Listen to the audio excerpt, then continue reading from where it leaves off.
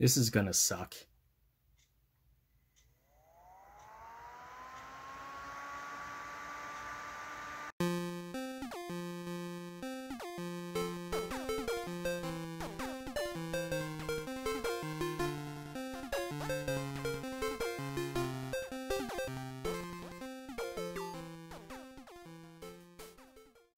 Hey there YouTube, this is SGM4306 back with another video. This time, it's yet another project. Thanks for this video sponsor, JLC PCB. Got an idea for a circuit, widget, or device that you want to rapid prototype or sell? Check out JLC PCB. They offer their board manufacturing services starting at $2 for 5 boards and only take a few days from start to finish. So make sure to check out JLC PCB. And once again, thanks for making this video possible. Now let's get on with the video. And yeah, we'll just get right into it. This is what I built. And you can see here, it's just a simple, basically an Arduino Uno, an ATmega 328P development board that I made, plus some extra circuitry to do what I need it to do, and some buttons and an interface to an OLED.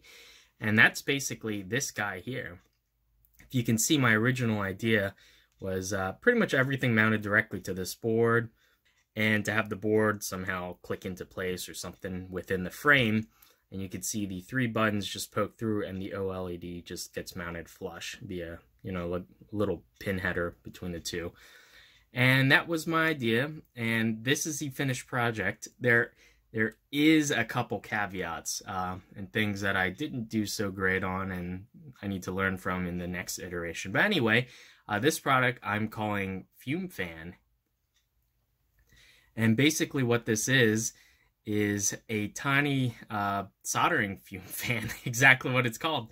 When you solder, the flux that gets activated by the heat and some other like contaminants and whatnot while you're soldering vaporize, and they produce a smoke which is very bad to breathe in.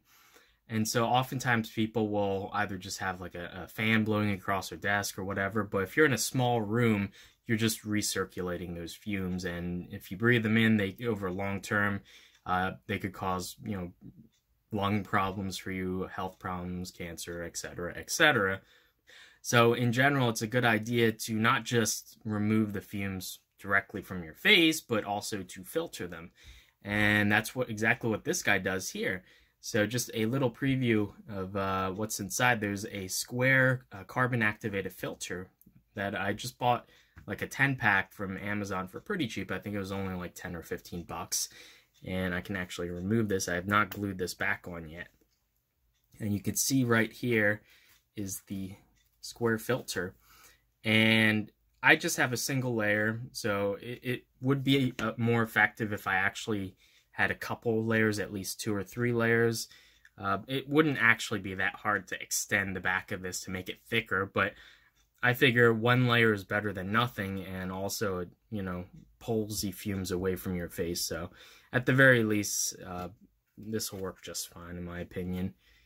You can see here the back of one of the 18650 lithium-ion batteries, and this can run off of 1 or 2. There's actually 2 in parallel in here, and it pretty much goes the full length of the body. They're just in parallel, and the capacity is, you can see a -22E on here, which means it's a 2200 milliamp hour, and because they're in parallel, this totally will have 4400 milliamp hour capacity, which is nothing to sneeze at. This should last quite a while. And one interesting thing that I did with the design is I actually, because these pieces have lots of overhang, if I were try to print this as one piece, you could see that I would need to support, if I printed it face down like this, I would need to support all this area underneath the fan. So instead of doing that, I created little plastic keyways, you can see here, and it sticks out about 1 millimeter. It's like a millimeter cube kind of cross-sectional area, and that mates with these, which I think I set about 0.05 or 0.0 something, 0.08 millimeter distance between the sides of this, and kind of an offset in the key that it matches into, so that they do kind of fit with a little bit of friction, and they snap in and they're not just going to come off. But the point is, that's just for alignment. I wouldn't use as a mechanical, strength connection. You're basically just run a bead of super glue in here, and then when you stick them together, clamp it a little bit, and it'll dry and fuse the two pieces together. So this allows me to print this as a flat piece, and there's no overhangs here, you can see. And when I print this, I just print this flat on the bed as well, the wood kind of looking piece. And this also allows you to print different colors. You can see here I have like a marble filament, this is wood filament, and then this is just white. And I inset my logo in the back, which I think looks pretty nice. I brought out these screw holes to the top layer as well, so even if you glue this piece permanently on, you can still access the screws through the two different pieces. You can see these screws actually go quite deep. They actually go right to the bottom of this brown piece here, and they hold basically this brown piece to the front shell. Likewise, on the front shell, I printed in the same color material, so it looks like it's one piece, but actually the front piece is very similar to this white piece. It's printed flat on the bed, and then you just glue it all around, and it has all these channels built in so that it clicks together, and that's basically for alignment. You just glue it, and it's good to go, and it looks like one piece. So yeah, this construction worked out pretty well. Other things to note, the fan screws right into the front piece using these like countersunk holes, and that worked actually pretty well. I didn't really leave a lot of clearance, so you have to screw these in pretty tight to make sure that the fan is as far forward as possible. Otherwise, this back piece wouldn't screw on. It'd leave a gap around the perimeter. So that's one thing I think I could improve on. I need to, in general, leave a little more tolerance all around to make things fit not so tightly, and so there's a little bit of wiggle room.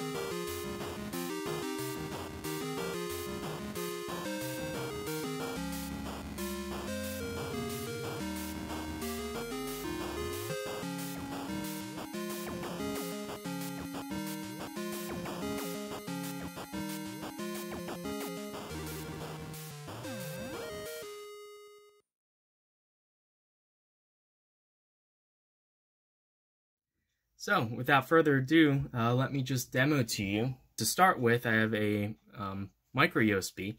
I could have used USB-C, but I only had a micro USB LiPo charger module on hand, so I just used what I had. And the charging port is on the side here, and it just plugs in like so.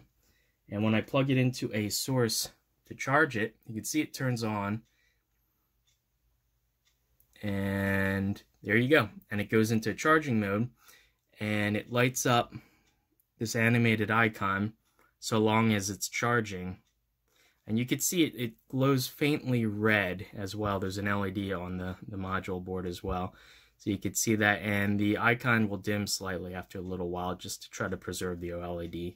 But yeah, that'll continue animating until it's fully done charging, then it'll just switch off. And this red light will turn blue. You can faintly see through the case there. And just disconnect there and it switches off. This is all soft power control. It's all soft power control, meaning the battery is always plugged into the board. There's no hard power switch or anything like that. It's actually powered right now, but the microprocessor is in sleep mode, and it basically powers down all the peripherals and everything. I measured the sleep current is actually still pretty high, and I believe that there's maybe a bug in my software, something I forgot to turn off peripheral-wise, because it still draws about 200 microamps, which isn't great. I know for a fact, my other projects I made, I know for a fact I can get this processor down to about like 20 microamps. So I'm an order of magnitude higher than that. But even that notwithstanding, with the 4400 milliamp hour battery that's installed, this will still last 2.5 years on that in its sleep mode.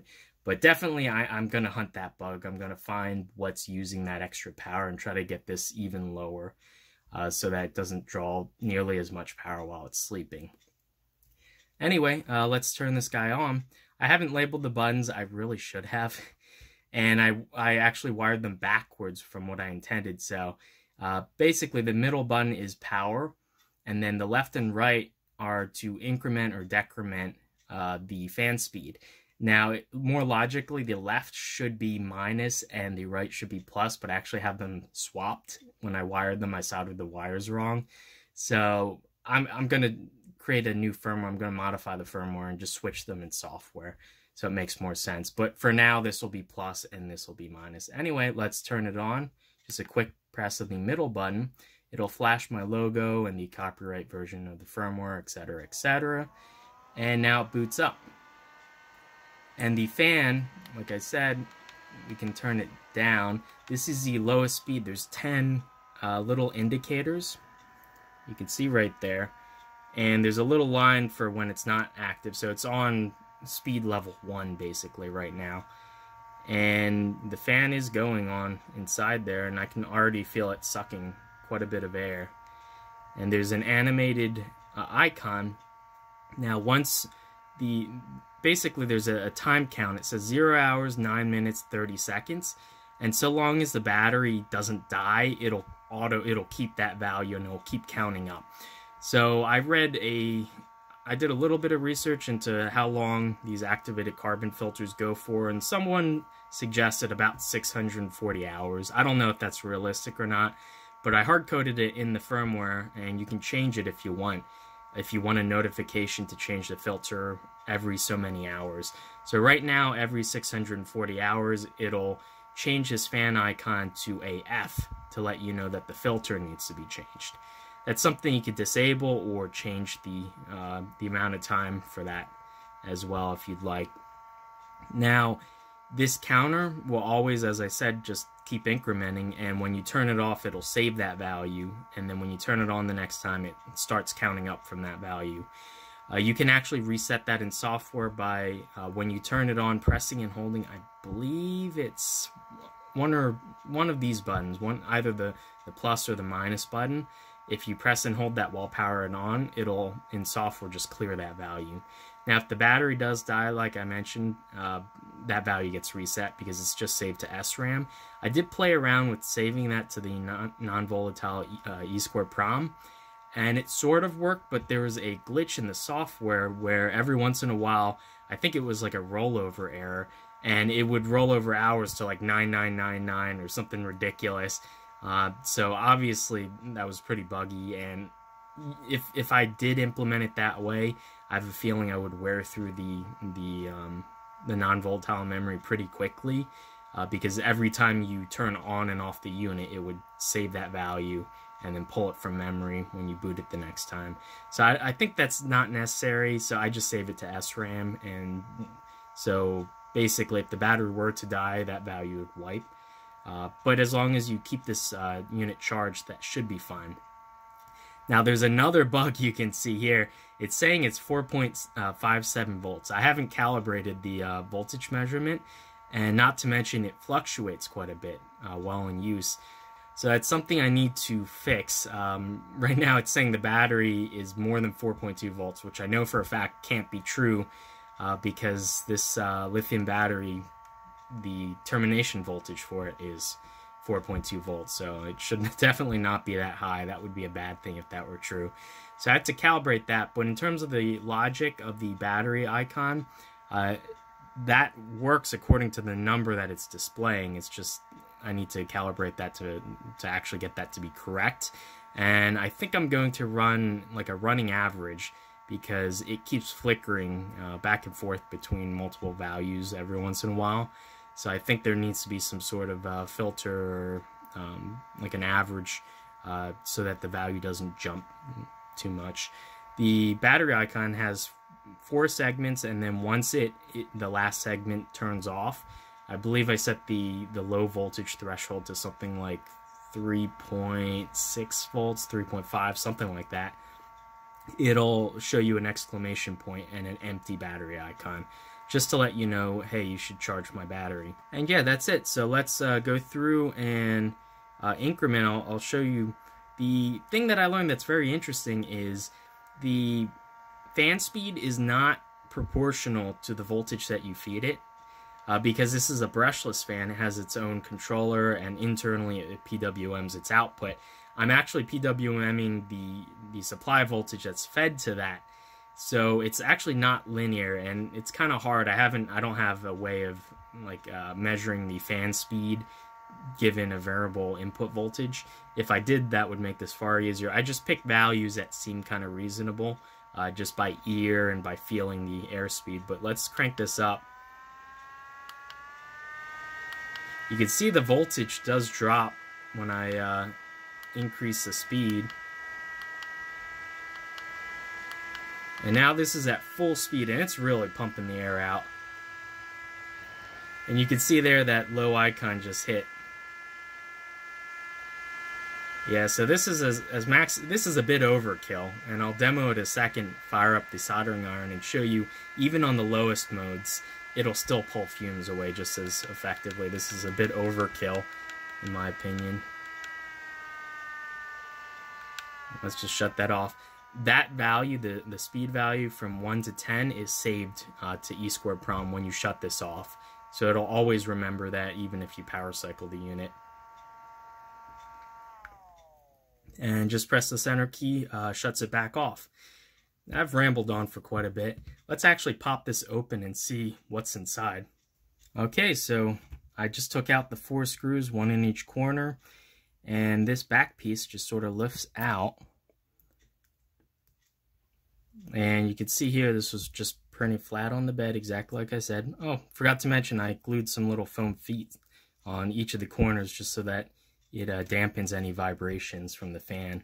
Anyway, we see the battery, like I said, is a 2-cell in parallel lithium ion. And this I just pulled from a laptop or something. So these cells aren't new, they're used, so the capacity is probably actually less than the Mark 2200 milliamp hours, but it's still more than enough for something like this. We have the fan here. This is just it's a computer fan. I think I pulled this from a video projector or something. But anyway, it's 12 volts DC, 260 milliamps it's marked as. I am using a boost converter, which is actually this module right in here. And there's heat shrink all around it just to make sure it doesn't short against anything. And it's a pretty tight fit, so I'm not going to actually pull everything out. That'll be a nightmare to get it all back in. But anyway, there's an adjustment pot up here. It's a boost converter, so I have it currently set to output 12 volts. So at the max speed, PWM is 100% duty, so it'll feed 12 volts to the fan, and then it tapers it off, so it lowers the duty, and thus the average voltage going to the fan to modulate the speed. We have in the front one of these OLED displays, and it's an I2C. It's the controller's an SSD 1306. running 128 by 32. It comes in blue, yellow, white, I believe. You can get different colors, and I just selected white because it's kind of the highest contrast and it looks really sharp. But these are pretty cheap. I got, I think, like $2 each, something like that, with shipping. So they're not that expensive, and I love using them. They just look really nice in a lot of different projects. I have the tack switches these are some right angle ones. I use not right angle ones, flush mounting ones, but I got the ones with the stem is a little bit longer so that they can poke through, and I just hot glued these. I know that's not a good way of doing it. I'd originally intended on having them soldered flush and then securing the board down, but you can see I kind of ran out of room, and I didn't take into account the room of the wiring and everything, and having the USB jack kind of in this orientation instead of mounting it vertically or somewhere where it's out of the way, it blocks a lot of the area out. So unfortunately, I kind of didn't plan this all out. I bodged everything in. It fits in there. I do not want to take it out if I can help it, but I will, because the programming header is kind of buried in there, so I eventually will need to in order to flash a firmware update. So that's something I need to improve on, kind of thinking at a higher level when I'm designing the shell and the board, design them in tandem, and so I can kind of visualize how much space I have left and what kind of envelope I need in order to fit it all. What I kind of did was I designed the case first, and then I tried to bodge the board to make it fit, and it didn't quite work out. So that's something I definitely need to improve on. Anyway, the board, like I mentioned, it's sitting in this orientation, kind of vertically, even though I meant it to fit kind of flat and in the opposite orientation. But I have basically this IDE wire going from the display over to the actual board, and the button contacts going to the actual buttons, which are glued to the case. So this is kind of going to be a nightmare to service, but as long as it doesn't break, I can just close the case and just leave it that way. The battery shouldn't be too hard. I did actually have some forethought, and I put the fan connector actually goes into a removable SMD connector on the board, and it's right there. You can see that white little Molex connector, and pretty much all the contacts between the battery and the fan and whatnot all have like little quick disconnect connectors. So if I do need to disassemble this, not everything is hard soldered, so that's at least a small positive. So I should be able to, without too much trouble, replace the battery if I ever have to. Speaking of which, I added a little bit of foam in there as well, just so the battery wouldn't rattle. I found I set the depth a little bit too thick for the battery, so it would actually rattle around if I didn't have a little bit of extra foam in order to press it firmly against the back. And yeah, there are a couple of indicator LEDs. Now the way I'm measuring the voltage, there's no regulator for the logic supply rail. So whatever the battery voltage is the logic supply rail. So that'll vary from about 3.5 volts to 4.2. So how I'm measuring the battery is I made a reference using some diodes and some resistors. And so the reference voltage is about 0.7 volts for the silicon diode that I used. So that's how I'm actually measuring that using the ADC reference. Then is the supply rail reference, which is changing. So the voltage that it measures is inversely proportional to the reference. And so I'm kind of back calculating from that to get the supply voltage. And there is a way of there's an internal reference or two in the AT Mega, and I haven't gotten that working yet. That should work just about equally as well as I'm doing with the external reference. And that's something that I want to move to in future projects, just use the internal reference to measure the supply rail voltage. And that'll make my life a lot easier. Alternatively, I could have just had a separate onboard 5-volt regulator, in which case the supply rail would be fixed at 5 volts, and I would just literally have one of the analog pins directly hooked up to the battery and just measure the voltage exactly. That would be the most accurate way of doing it, but this way does basically work. It's just I haven't calibrated it yet, so you saw the voltage was a little high and it tended to fluctuate. So that's another thing I need to work on.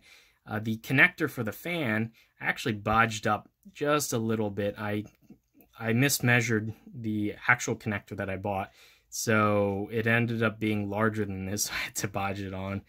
So these are things I should have, once I designed the board, printed it out on paper and made sure that everything fit. I was a little bit impatient and I just said, screw it, I'll just place an order for the board and I'll cross that bridge when I came to it. And when I came to it, it was too large and a couple things didn't fit and the board didn't fit exactly either. So I think there's a little more care. I need to take a little more time next time, not be so impatient in the design process, and design things correctly so that when I go to put them together, I don't have to bodge wire everything like this absolute mess in here. So yeah, this work is not my proudest. It works. It wasn't too horrible to put together, but definitely it could have been so much more elegant, so much nicer. That's something I'll figure out in the future, though. Yeah, let's throw this guy back together now.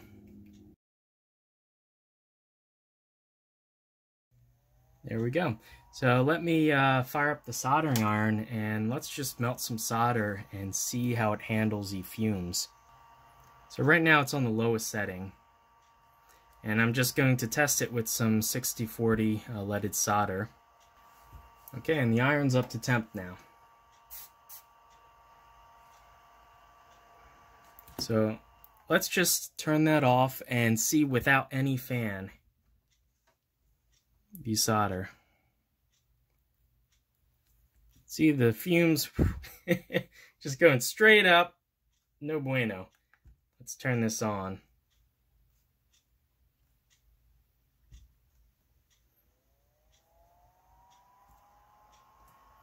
Do the same thing.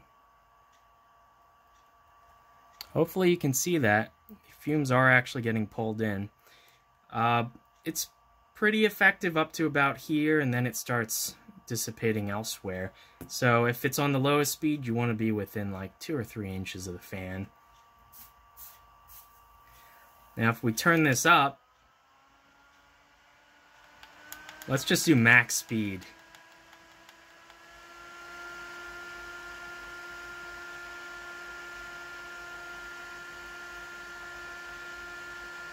Kind of hard to see. Yeah, it's sucking pretty much all the air right in front of it. Doesn't even have a chance at all to go back towards me.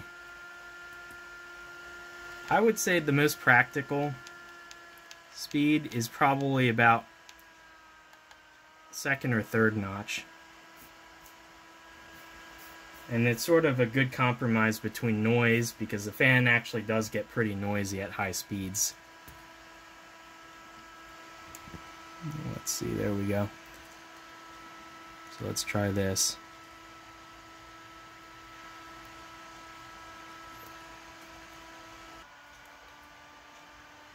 So here we go. See, the stream of smoke is being sucked into the fan.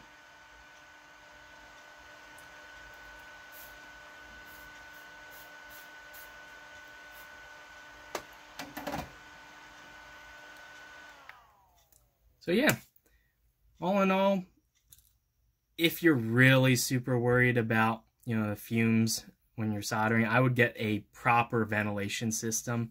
If this is like a fixed lab where you work, you want to get actual proper like HEPA filters, and that all costs a lot of money though, and most importantly, it's not really portable. So that's what this project serves to be, something I could actually throw in my backpack and take to work, or if I'm working in the field, I could just set this down on any table right in front of me as long as it's charged up and just go and solder in front of it. And it won't filter everything out of the air. I'm not claiming that. All I'm claiming is even having a little filtering is better than having no filtering and directly breathing the fumes in. So it is what it is. Was a really fun project to make. This is something that I've thought about making for a number of years, and I just never did for some odd reason. I bought these filters actually quite a while ago, and I made a mock-up out of cardboard, which I wish I could have to show you guys. It was really janky, and it actually did work, and I used it a little bit, but because it was cardboard, it started falling apart, and it was just inconvenient. It didn't really stand up straight like this guy, and so yeah, it wasn't so good. Another thing, speaking of standing up straight, I did actually a pretty good choice putting the heavier batteries at the bottom. It adds a little bit of stability there, so makes it a little bit less prone to accidentally knocking over. It just sort of self-balances to a certain point. So yeah, if you guys are interested in replicating the FumeFan, like I said, there are several pretty large issues with the design in its current stage that I need to fix, but I will have the version 1.0 board files, as well as the firmware, as well as the 3D printable case. I will have them up on the hackaday.io page, which I'll link down below once I've uploaded all of that. I am planning on making several improvements. The case is probably fine. I'm actually really happy with how it turned out. So I will probably not do many improvements to the case itself. The board needs a revision or two to fix some bugs, to fix some mistraces and whatnot, and component spacing and that kind of stuff that I need to do. But mostly I think it's the firmware that I need to work on. There's still a few bugs I need to work out related to the voltage measuring on the battery and whatnot. And huge thanks to JLC PCB for allowing me to make this. And hopefully you guys enjoyed this video. I will see you in the next one. Bye.